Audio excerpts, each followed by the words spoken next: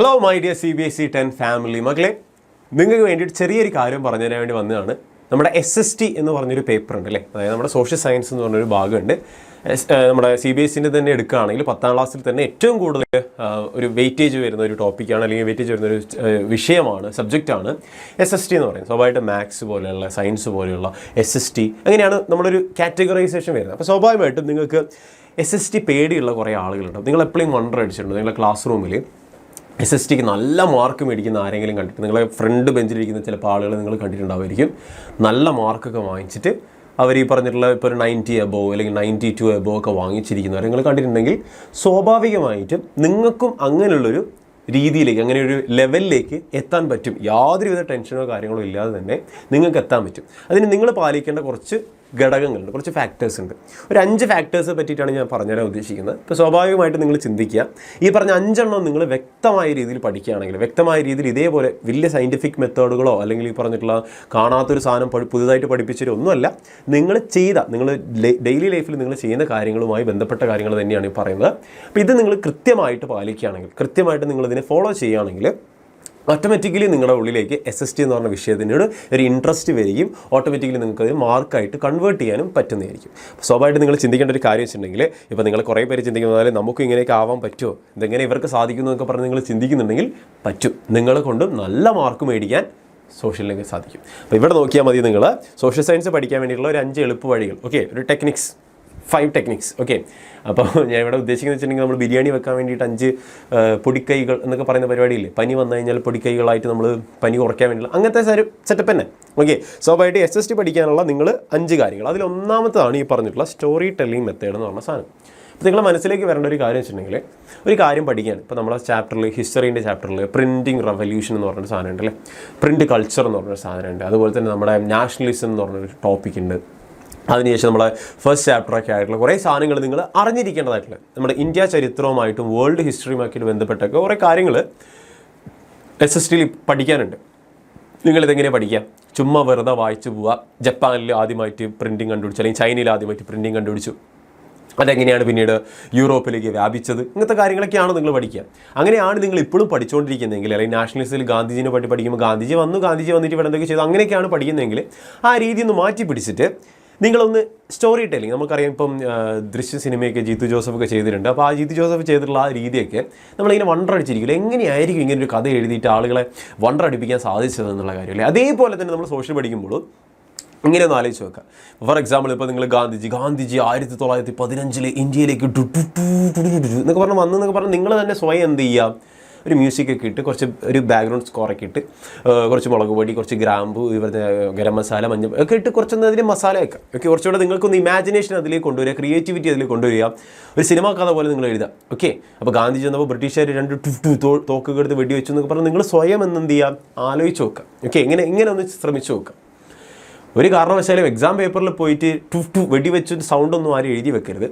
Okay, ready? അപ്പോൾ നിങ്ങൾ എന്ത് ചെയ്യുക, പഠിക്കുന്ന പോലെ നിങ്ങൾ എഴുതാതിരിക്കുക. പഠിക്കുന്ന എന്തിനു വേണ്ടിയിട്ടാണ്? നമ്മളെ കൺവീനിയൻസിന് വേണ്ടിയിട്ട്, ഒരു കാര്യം നമ്മൾക്ക് മനസ്സിലാക്കാൻ വേണ്ടിയിട്ടുള്ള കൺവീനിയൻസിന് വേണ്ടിയിട്ടാണ് നമ്മൾ നമ്മുടേതായിട്ടുള്ള രീതിയിൽ അതിനെ മാറ്റുക. ഓക്കെ, നമുക്ക് നമ്മുടേതായിട്ടുള്ള അറിയുള്ള നമ്മുടെ ഫ്രണ്ട്സിനെ നമുക്ക് ആ ഒരു സിനിമ നമ്മൾ പഠിക്കുന്ന കാര്യത്തിലേക്ക് ഇൻക്ലൂഡ് ചെയ്യാം, നമ്മുടെ ഫാമിലി മെമ്പേഴ്സിനെ ഇൻക്ലൂഡ് ചെയ്യാം, ഒക്കെ ചെയ്യാം.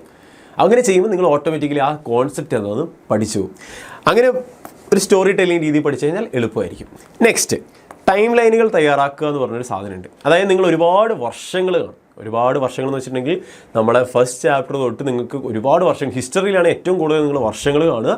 ആ വർഷങ്ങൾ നിങ്ങൾ എഴുതി വെക്കുക, എന്നിട്ട് പഠിക്കുക. നോർമലി നിങ്ങൾ എന്താ ചെയ്യുക, വായിക്കും, സംഭവം എന്താ കാണും, വിടും. പിന്നീട് 2 ദിവസം കഴിയുമ്പോൾ നിങ്ങൾക്ക് ആ സാധനം എന്താണെന്ന് ഓർമ്മയുണ്ടാവില്ല. ഇങ്ങനെ ചെയ്യാൻ ഒരൊറ്റ മാർഗ്ഗം നിങ്ങൾ ചെയ്താൽ, ഒരൊറ്റ ടെക്നിക്ക് നിങ്ങൾ ചെയ്താൽ മതി. ഈ സാധനങ്ങളൊക്കെ നിങ്ങളൊരു ടൈം ലൈനാക്കി ഒരു സെപ്പറേറ്റ് പേജിലേക്ക് നിങ്ങൾ മാറ്റി എഴുതുക. എന്നിട്ട് ഈ സാധനം നിങ്ങളുടെ കിടക്കുന്ന റൂമിൻ്റെ ചുമരിൻ്റെ മുകളിൽ ഒട്ടിച്ച് വെക്കുക. ഐ സ്റ്റിൽ ഡു ഇറ്റ് കേട്ടോ, ഞാൻ ഇപ്പോഴും അത് ചെയ്യാറുണ്ട്. ബിക്കോസ് ഞാൻ വർഷങ്ങളൊന്നും ബൈഹാർട്ട് ചെയ്യുന്ന ഒരു വ്യക്തിയല്ല. പക്ഷേ എൻ്റെ കണ്ണിൻ്റെ മുന്നിലേക്ക് ഈ സാധനം ഡെയിലി എത്തുമ്പോൾ നോർമലി എന്ത് സംഭവിക്കും, നോർമലി ഈ സാധനം എൻ്റെ ഉള്ളിൽ ബ്രെയിൻ എന്നെ പറയും ഫെമിലറൈസ് ആവും. ഇപ്പം നിങ്ങൾ ഡെയിലി ഒരാളിങ്ങനെ കണ്ടുകൊണ്ടിരിക്കുകയെന്ന് വെച്ചോ, അപ്പോൾ സ്വാഭാവികമായിട്ട് നിങ്ങളുടെ ഉള്ളിൽ ആ ഒരു വ്യക്തിയുമായിട്ട് നിങ്ങൾ മിണ്ടിയിട്ടില്ല, സംസാരിച്ചിട്ടില്ല, കണ്ടിട്ടില്ല, ഒന്ന് കാണുക മാത്രമേ ചെയ്യുന്നുള്ളൂ വിചാരിക്കുക.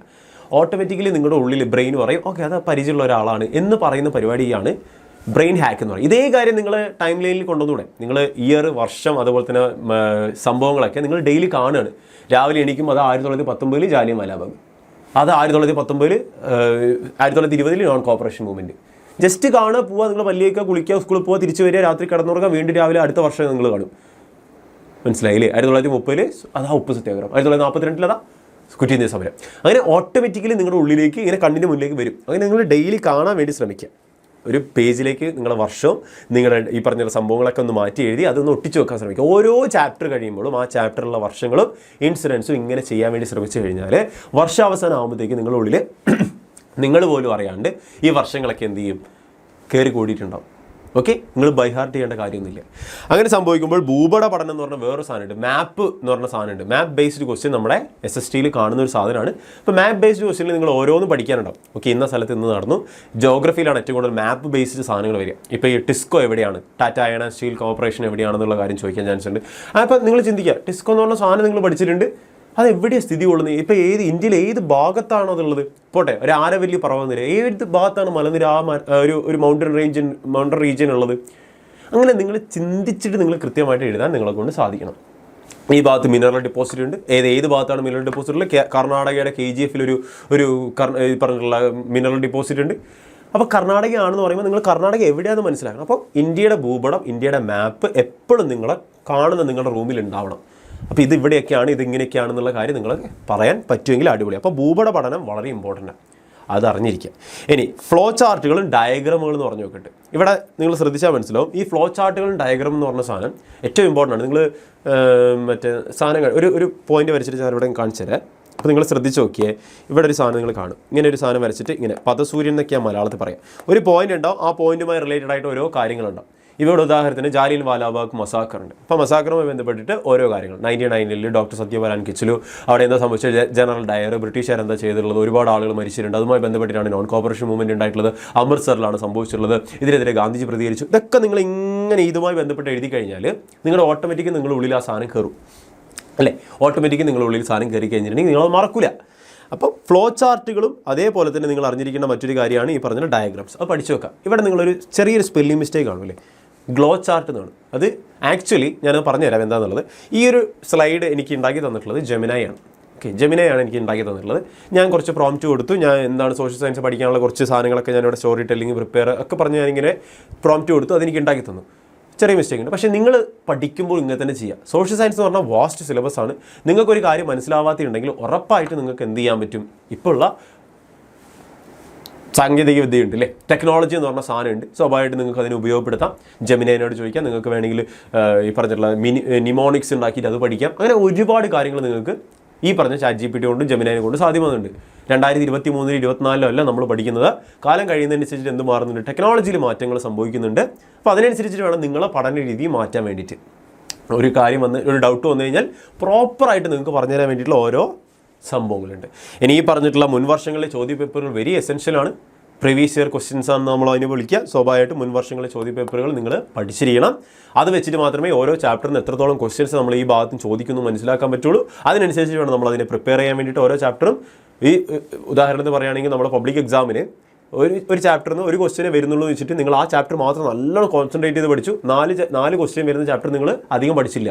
അപ്പോൾ നിങ്ങൾക്ക് മാർക്ക് കൂടുകയോ കുറയും. ബിക്കോസ് നിങ്ങൾ വെയിറ്റേജ് അനുസരിച്ചിട്ടല്ല പഠിച്ചത്. അത് മനസ്സിലാക്കുന്ന ഇവിടുന്ന് ഈ പറഞ്ഞിട്ടുള്ള ചോദ്യ പേപ്പറുകൾ മനസ്സിലാക്കിയാൽ മാത്രമേ അത് സാധ്യമാവൂ. നിങ്ങളുടെ ഉള്ളിൽ എപ്പോഴും ഉണ്ടാവണം പ്രീവിയസ് ഇയർ ക്വസ്റ്റ്യൻ നോക്കുക, ഫ്ലോ ചാർട്ട് ഉണ്ടാക്കി പഠിക്കുക, ഭൂപടങ്ങൾ പഠിക്കുക, ടൈം ലൈൻ ഉണ്ടാക്കി പഠിക്കുക, സ്റ്റോറി ആയിട്ട് നിങ്ങൾ ഒരു കാര്യത്തിന് മനസ്സിലാക്കിയെടുക്കുക. ഇങ്ങനെ ചെയ്താൽ തന്നെ നിങ്ങൾക്ക് സോഷ്യൽ സയൻസ് വളരെ എളുപ്പമായിരിക്കും.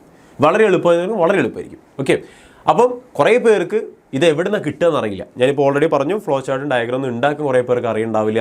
അതുപോലെ തന്നെ ഈ പറഞ്ഞിട്ടുള്ള ചോദ്യ പേപ്പറുകൾ ഇവിടെ കിട്ടുമെന്ന് അറിയുണ്ടാവില്ല മുൻ വർഷങ്ങളിലെ. ഇത് നിങ്ങൾ ചിന്തിച്ചാൽ മതി. നിങ്ങൾ വരുത്തുന്ന ഒരു മിസ്റ്റേക്ക് ഞാൻ ആദ്യം പറഞ്ഞിട്ട് മുന്നോട്ട് പോകാം. അതായത് നിങ്ങൾ വരുന്ന മിസ്റ്റേക്ക് വെച്ചിട്ടുണ്ടെങ്കിൽ ലാസ്റ്റ് മൊമെൻറ്റ് വരും, എനിക്ക് പഠിക്കാൻ നോക്കൂ അല്ലേ. അതായത് മാരത്തോൺ ക്ലാസ്സുകൾ കാണും, പ്രഡിക്ഷൻ വീഡിയോസ് വേണമെന്ന് പറയും, 50 ഷുവർ ക്വസ്റ്റ്യൻ വേണമെന്ന് പറയും. തരുന്നതിന് ഒരു പ്രശ്നമില്ല, തരുകയും ചെയ്യും. നോ സീൻ, മാരത്തോൺ ക്ലാസ്സുകളൊക്കെ തരും. പക്ഷെ നിങ്ങൾക്ക് ഉള്ളിൽ തൊട്ട് പറയാൻ പറ്റുമോ ലാസ്റ്റ് മാത്രം വന്നിരുന്നിട്ടാണ് നിങ്ങൾ പഠിക്കുന്നതെങ്കിൽ നല്ല മാർക്ക് കിട്ടും എന്നുള്ള കാര്യത്തിൽ? ഇല്ല. സോഷ്യൽ സയൻസിൽ SSTയിൽ നിങ്ങൾക്ക് നല്ല മാർക്ക് കിട്ടണമെങ്കിൽ ആദ്യം മുതലേ ചാപ്റ്ററുകൾ അറിഞ്ഞ് തന്നെ നിങ്ങൾ മുന്നോട്ട് പോകണം. ഇപ്പോൾ പുതുതായിട്ട് നമ്മൾ പിക്ചർ ബേസ്ഡ് ക്വസ്റ്റ്യൻ വരെ CBSE ഇൻട്രൊഡ്യൂസ് ചെയ്തിട്ടുണ്ട്. അപ്പോൾ നിങ്ങൾ ഒരു കാര്യം അറിയാണ്ട് നിങ്ങൾ പഠിക്കുകയാണെങ്കിൽ, ടെക്സ്റ്റ് ബുക്ക് പോലും വായിക്കാതെ ലാസ്റ്റ് മിനിറ്റ് മാത്രം വന്ന് എന്തോ കണ്ട് എന്തോ പറഞ്ഞ് എഴുതുകയാണെങ്കിൽ നിങ്ങൾക്ക് A1 എന്ന് പറഞ്ഞ സ്വപ്നം കിട്ടില്ല. അല്ലെങ്കിൽ ഒരു 80% മുകളിൽ പോലും നിങ്ങൾക്ക് കിട്ടില്ല. നിങ്ങൾ ആദ്യം മുതൽ ഓരോ കാര്യങ്ങൾ പഠിക്കണം. അവിടെയാണ് ഈ പറഞ്ഞിട്ടുള്ള നമ്മുടെ ലക്ഷ്യ ബാച്ച് CBSE 10ൻ്റെ ലക്ഷ്യ ബാച്ച് നിങ്ങളുടെ മുന്നിലേക്ക് വരുന്നത്. ടോപ്പിക് വൈസ് ആയിട്ടുള്ള ക്ലാസ് നിങ്ങളുടെ കിട്ടുന്നതായിരിക്കും. PDF ക്ലാസ് നോട്ട്സ് അവിടെ കിട്ടുന്നതായിരിക്കും. ചാപ്റ്റർ വൈസ് ആയിട്ടുള്ള വർക്ക്ഷീറ്റ് കിട്ടുന്നതായിരിക്കും. ചാപ്റ്റർ വൈസ് ആയിട്ടുള്ള എക്സാംസ് നിങ്ങൾക്ക് അവിടെ കിട്ടുന്നതായിരിക്കും. ഇതൊക്കെ തന്നെ നമ്മുടെ ആപ്പിൽ അവൈലബിൾ ആണ്. ടോപ്പിക് വൈസ് ആയിട്ടുള്ള എക്സാംസ് എന്ന് പറയുമ്പോൾ നിങ്ങൾക്ക് അവിടെ റെക്കോർഡ് ക്ലാസ്സുകളായിരിക്കും കിട്ടുന്നുണ്ടാവുക. PDF ക്ലാസ് നോട്ട്സ് കിട്ടുന്നുണ്ടാവും. ഡീറ്റെയിൽ ആയിട്ട് സിലബസ് കവറേജും പ്രാക്ടീസ് ക്വസ്റ്റ്യൻസും ഹോംവർക്ക് ക്വസ്റ്റ്യനൊക്കെ കിട്ടുന്നുണ്ടാവും. ഫിസിക്സിൻ്റെയും കെമിസ്ട്രിയുടെയും ബയോളജിൻ്റെയും മാത്സിനൊക്കെ. അപ്പോൾ നിങ്ങൾ അറിഞ്ഞിരിക്കുക, ഈ പറഞ്ഞ ഓരോ കാര്യങ്ങളും നന്നായിട്ട് പഠിക്കുക. ചാപ്റ്റർ വൈസുള്ള extra questions for detail understanding നിങ്ങൾക്ക് അവിടെ കിട്ടും. ചാപ്റ്റർ വൈസുള്ള എക്സാംസ് നിങ്ങളുടെ കിട്ടും. മോഡൽ എക്സാംസ് നിങ്ങളുടെ കിട്ടുന്നതാണ്.